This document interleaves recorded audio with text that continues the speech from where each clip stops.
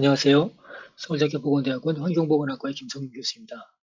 본 영상은 약학 비전공자, 특히 인체 노출 평가를 공부하는 학생들의 동물 동료학 단기 특강으로 마련되었습니다. 오늘 배우실 내용은 미분식으로 add 및 표현하기입니다. 체내 거동을 표현하기 위해서 우리 몸을 하나의 구획으로 설정할 수도 있고 두 개 이상으로 설정할 수도 있습니다. 컴파트먼트란 약물 또는 화학물질이 점유하고 있는 우리 몸의 개념적인 공간입니다. 원 컴파트먼트는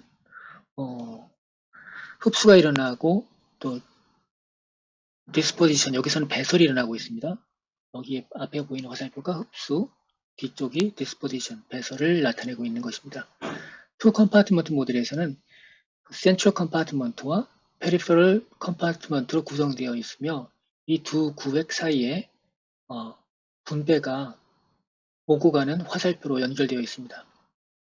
대부분의 반응은 1차 반응이지만 다른 차수의 반응, 즉 제로 오더라든지 또는 미켈리스 멘튼 리액션 같은 반응도 표현이 가능합니다. 네, 이 보시는 그림은 원 컴파트먼트 모델입니다. 구획의 개념적인 부피를 전 강좌에서 Volume of Distribution이라고 말했습니다. 여기서는 V1으로 표시를 했는데요. 이 구획 안으로 물질이 흡수되면 순식간에 완전 혼합된다는 것을 가정합니다. 유입되는 화살표는 흡수, 그리고 나가는 화살표는 배설입니다. 그리고 이 안에서의 농도는 시간의 함수로 표현되는데 지수함수이고 초기 농도는 C0입니다. 즉 T0에서 예를 들면 주사로 주입돼서 순식간에 사실은 매우 빠른 시간 안에 이 구역 안에서 농도가 형성되고 시간이 흐르면서 기하급수적으로 줄어드는 양상을 나타내고 있는 것입니다. 줄어드는 것은 이 구역에서 물질이 빠져나가고 있기 때문이며 그 양상이 기하급수적이기 때문에 우리가 세미 로그 플롯을 그린다면 즉 한쪽만 로그 스케일로 그린 것이죠. 시간축은 내추럴 스케일로 그린 것이고요. 이 세미 로그 플롯을 그리면 직선의 형태로 나타낼 수가 있습니다. 참고로 이제 우리가 이 흡수가 주사로 이루어진다라고 말했는데 정맥 주사로 어떤 정한 용량을 찔러줄 때 administration이라고 말했었죠. 이런 것을 intravenous bolus dose라고 표현합니다. IV bolus dose로 administration 한다라고 표현합니다. 지금 보시는 그림은 구획이 두 개입니다. 세 개처럼 보이지만 실제로는 센트럴 컴파트먼트랑 페리페럴 컴파트먼트 두 개의 구획에서 분배가 이루어지고 있는 과정을 보여주는 것이고 여기에는 엘리미네이션 된 것은 이 중심 구획에서부터 빠져나가는 것을 표현하는 것입니다. 실제로는 투 컴파트먼트 모델이라고 얘기할 수 있습니다. 역시 IV 볼러스 도스로 흡수가 되는 것이고요. 그러면은 요 센트럴 컴파트먼트는 신속하게 농도가 형성됩니다.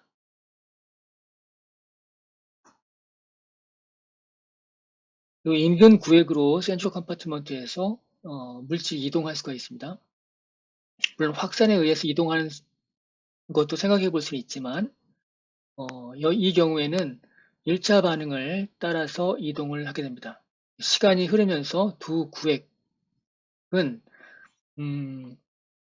이 아래 그림에서 보신 것처럼 순식간에 형성이 되지만 농도가 시간이 지남에 따라서 물질이 이동하게 되고 시간이 흐르면 두 구획은 물질의 이동이 없는 것처럼 즉 동적 평형을 이루게 됩니다. 사실 중심부 구획, 즉 보시기에 센트럴 컴파트먼트에서는 디스포지션 되는 이 화살표가 여기 나와 있는데 우리가 이런 투 컴파트먼트에서의 농도 변화를 시간으로 이렇게 그림을 그린다면 이런 모양의 타임 코스 데이터를 얻을 수가 있습니다. 여기서 CP라고 하는 것은 센트럴 컴파트먼트에서의 농도, 보통의 이 센트럴 컴파트먼트가 블러드 또는 플라즈마이기 때문에 concentration in the plasma의 약자로 CP라고 쓴 것입니다. 실제로 많은 환경 오염물질들이 몸에서 이러한 양상의 변화를 보입니다. 벤젠 또는 비스페놀 A가 노출되면 혈액에 신속하게 섞이게 되고 그 다음에 그것은 소변으로 배설됩니다. 하지만 벤젠이나 비스페놀 A는 소수적 물질이고요. 이런 물질들은 우리 몸의 지질 또는 지질이 많은 조직에 처음에는 이동을 하지만 여기에 있던 것들이 이 주변부에서 다시 서서히 혈액으로 역분배가 되고 이어서 이 혈액에서 다시 소변으로 배설되는 양상을 나타나게 됩니다. 그래서 여기 보면 fast phase랑 slow phase가 있는데 노출 초기에는 센트럴 컴파트먼트에 들어온 것들이 배설되기 때문에 fast가 나타나는 것이고요. slow 양상은 페리페럴에서 센트럴로 이동되어서 평형을 이루는 상태에서 나가는 것으로 이해하시면 되겠습니다. 이 투 컴파트먼트 모델에서의 PK 프로파일은 두 개의 지수함수가 결합되어 있는 것으로, 다시 말하면 이 투 컴파트먼트 모델에서의 양상은 두 개의 지수함수로 분해할 수가 있습니다. 그리고 이 슬로우 페이스에서의 그 기울기를 베타로 표현할 수가 있는데요. 그 자연 로그죠. ln2를 이 베타로 나누면은 그것이 바로 반감기가 되고 우리는 그것을 생물학적 반감기라고 부릅니다. 더 복잡한 모델도 가능합니다. 지금 보시는 그림은 3 컴파트먼트 모델입니다. 세 개의 지수함수의 결합으로, 다시 말하면 이러한 양상의 그 PK 프로파일을 세 개의 지수함수로 분해할 수가 있습니다. 다음 시간 더 자세히 보시겠지만 원 컴파트먼트는 지수함수 한 개로 나타낼 수 있는 것입니다. 이렇게 이 그림으로 나타내고자 하는 것들은 아비볼러스 도스로 순식간에 인풋이 이루어지는 것을 보여주고 있습니다. 앞으로는 인스턴트 인풋이라는 표현을 쓰겠습니다. 그렇게 해서 이 그래프가 지수함수로 이렇게 떨어지는 모습을 볼 수가 있습니다. 세미 로그 플롯을 그리게 된다면 직선으로 된다고 말씀드렸었죠. 이것을 커브 피팅을 하게 된다면 이런 양상을 식을 볼 수가 있습니다. 여기서 0.21이라고 된 것들이 기울기에 해당되는 것입니다. 그리고 23.88은 t가, 여기서 이 x가 사실 t죠. t가 0일 때의 이 y축의 절편에 해당됩니다. 이게 무엇을 의미하느냐? 바로 주입이 이루어졌을 때 그때 초기 농도를 의미합니다. 여기서 이제 양으로 칠 수도 있고 농도로 칠 수가 있는데 여기서 지금 양으로 썼습니다. 어떨 때는 양으로 쓰기도 하고 어떨 때는 농도로 쓰기도 하는데 농도라는 것들이 어떤 물질의 양, 질량을 어떤 구획의 농도로 볼륨으로 나눠준 것이죠. 근데 그 구획에서의 부피는 일정하기 때문에 상수 취급을 한다면은 농도의 그 프로파일이나 매스의 프로파일이나 본질적으로 같은 것이라고 이해하실 수 있겠습니다. 이제 미분식의 차원으로 한번 다 설명을 드려보겠습니다. 이 박스 구획 안에서 일어나는 애드미를 우리가 미분식으로 표현할 수 있다라고 했고 그것이 지금 이 강좌에서 말씀드리고자 하는 그런 주요한 내용인데요. 여기서는 absorption이 일어나고 disposition, 즉 elimination이 일어나는 것을 보여주고 있습니다. 이 박스 안에는 순식간에 인풋이 일어나기 때문에 실제로는 나가는 것만 보입니다. 그렇기 때문에 이 하나의 텀만 볼 수가 있습니다. 들어오는 것은 x0의 용량으로 들어오는 것이죠. 나가는 것은 1차 반응으로 배설되는 것으로 볼 수 있습니다. 그래서 시간에 따른 x의 변화량은 dx per dt로 나타낼 수가 있죠. 인풋은 시간의 구애를 받지 않고 들어왔기 때문에 여기에는 시간의 함수에서 나타내지 않습니다. 아웃풋의 경우에, 즉 나가는 것이죠. 나가는 것은 x 디펜던트하게 이루어지고 있고요. 그리고 속도상수 k, 비례상수라고 할 수 있겠죠. 아무튼 이 시간에 따른 x의 변화량 dx per dt를 마이너스 kx로 나타낼 수가 있습니다. 나가는 것만 보이기 때문에 수 표시를 한 것입니다. 자, 이제 이 미분식을 적분한다면은 시간이 t일 때 x의 양을 우리가 생각해 봅시다. 그러면은 이 식을 적분하면은 이런 모양으로 우리가 생각해 볼 수가 있는 것입니다. 네, 한번 잘 보시면 이해가 가실 것입니다. 아무튼 여기서 시간 t에서 x의 양을 우리가 이런 함수식으로 표현할 수가 있습니다. 이 함수식을 그래프로 그린 것이 이런 모양이고, 이것은 이런 미분식에서 유도될 수 있다는 것들이 지금 설명드린 것의 골자입니다. 네, 다시 그래프로 돌아와서 각 시점에서의 x량이 점점 줄어들면서 물질의 선행 질량에 비례해서 그 x의 양이 점점 줄고 있습니다. 이때 이 x랑 y축을 재구성해서 x축에 x의 양을 타임 t에서 x의 양을 우리가 쓸 수가 있겠고, y축을 dx per dt로 표현한다면 실제로 이렇게 일정하게 줄어드는 모습을 볼 수가 있습니다. 이때 기울기가 바로 k를 의미하는 것입니다. 이게 elimination rate constant이죠.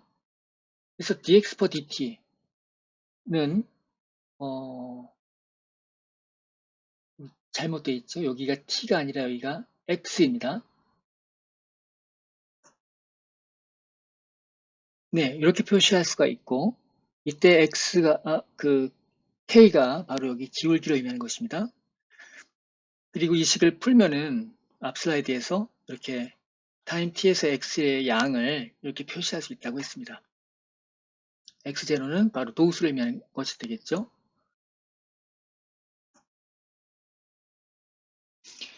PK 프로파일에서 이 곡선 아래의 면적을 우리는 AUC라고 말합니다. Area Under the Curve인데요. 만약에 도수를 우리가 2배로 준다면은 이 AUC도 2배가 됩니다. 3배로 준다면 3배가 되겠죠. AUC와 노스는 서로 비례관계에 있습니다. 그리고 클리어런스는 반비례 관계에 있습니다. 클리어런스 나중에 다시 자세하게 다루겠는데, 클리어런스는 K 곱하기 Volume of Distribution으로 얘기할 수가 있습니다. 그래서 클리어런스는 K랑 비례 관계에 있다. 이렇게 지금 이해하시기 바랍니다. 만약에 섭취로, 그러니까 위장으로 뭔가가 들어왔고 그것이 혈액으로 나갈 때 1차 반응으로 이제 물질이 흡수되는 것을 원 컴파트먼트로 나타낸다면 어떻게 될까요? 이 앞 슬라이드에서는 인스턴트 인풋, 그다음에 first order output을 생각했는데, 나가는 것은 first order로 나가되 들어오는 것은 역시 first order로 들어오는 경우가 됩니다. 실제 우리가 섭취를 뭔가를 삼켜가지고 위장 안에서 혈액으로 1차 반응으로 들어오는 것을 얘기할 때, 경구 섭취했을 때, 그리고 first order로 나가는 것을 이렇게 모식화해서 나타낼 수가 있습니다. 그럼 그래프에서 보는 것처럼 위장에 있던 것도 혈액으로 들어오고 그 다음에 빠져나가는 양상입니다. 이것을 세밀로그 플러스 그린다면은 나가는 것은 일정한 기울기를 갖게 됩니다. 퍼스트 오더로 나가기 때문인데,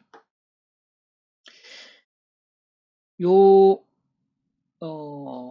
모델에서는 두 가지 그 속성이 포함되어 있습니다. 하나는 나가는 것이고 하나는 들어오는 것입니다.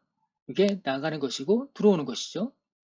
그래서 센트럴 컴파트먼트, 그러니까 사실 박스 하나밖에 없는데 요 중심 구획에서의 플라스마라고 하겠습니다. X의 시간에 따른 변화량은 들어오는 것과 나가는 것으로 설명할 수가 있습니다. 퍼스트 오더이기 때문에 Ka absorption rate constant 곱하기 요 농도, 요것의 양, 그리고 빠져나가는 것 elimination rate constant 곱하기 요거의 양, 이렇게 얘기할 수가 있겠습니다. 이 안으로 들어오는 것은 여기서 왔기 때문에 요 S라고 쓴 것은 스토막을 얘기한 것입니다. 스토막에서의 X의 양을 이렇게 XS라고 썼는데 시간에 따른 XS의 변화량은 여기 빠져나가는 것밖에 없으니까 요 안에서의 양 XS 곱하기 KA하고 나가는 것만 있기 때문에 마이너스로 표시했습니다. 물론 초기 농도는 도수가 될 것이고요. 요 안에서 어떨까요? 요 안에서는 미분식을 이렇게 표시했는데 초기 농도는 없는 거죠.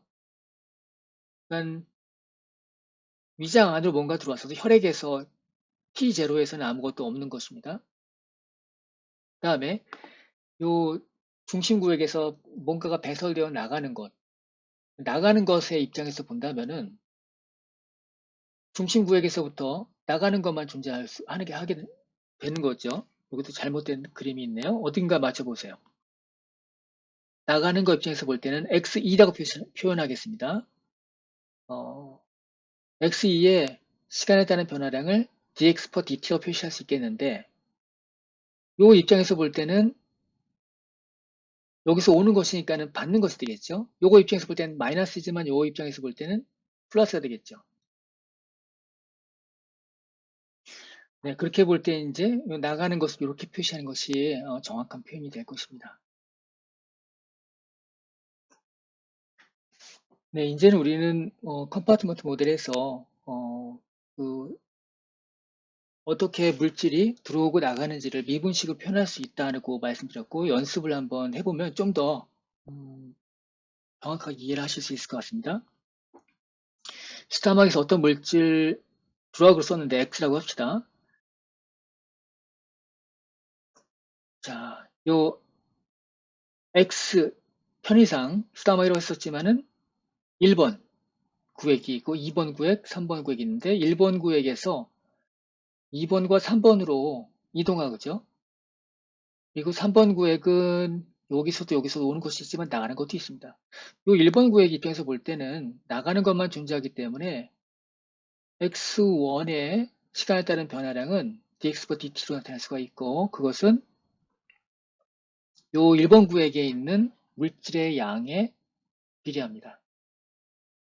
그런데 속도상수가 있기 때문에 이 속도상수랑 요것에 대한 양을 곱한 것이 여기도 있고 여기도 있죠. 그러니까는 이렇게 정리할 수가 있습니다. dx per dt는 마이너스 나가는 거니까 ks 더하기 k 한 것에 x1 곱한 것이 요 적절한 미분식이 되겠습니다. x2 입장에서 볼 때는 들어오는 것도 있고 나가는 것도 있죠. 들어오는 것은 k 곱하기 x1 그렇죠? 나가는 것은 ki 곱하기 x2가 되겠죠? 그럼 이건 어떻게 표시할까요? 한번 생각해 보십시오. 들어오는 화살표가 있겠죠? 들어오는 것에서 x1과 ks가 짝을 이루어낼 것이고 x2와 ki가 짝을 이루어냅니다. 나가는 것은 빠져나가는 것이기 때문에 마이너스를 표시하고 요거 곱하기 k3가 되겠죠. k4는 어떻게 될까요? x4죠. x4는 들어오는 것만 있으니까 k2 L 곱하기 x3가 될 것입니다. 자, 이렇게 한다면 어떠한 그 박스 모델도 여러분들은 미분식으로 표현할 수가 있습니다. 네, 이번 시간은 여기까지이고요. 다음 시간에는 이렇게 미분식을 통해서 우리가 물질의 시간에 따른 변화량을 표현하는 법을 배웠는데 미분식을 다시 적분해야만이 우리가 앞에서 확인했었던 이런 그 식들을 실제로 표현할 수가 있습니다. 질소함수로. 그걸 어떻게 표현할 수 있는지에 대해서 좀 더 깊이 공부해 보도록 하겠습니다. 감사합니다.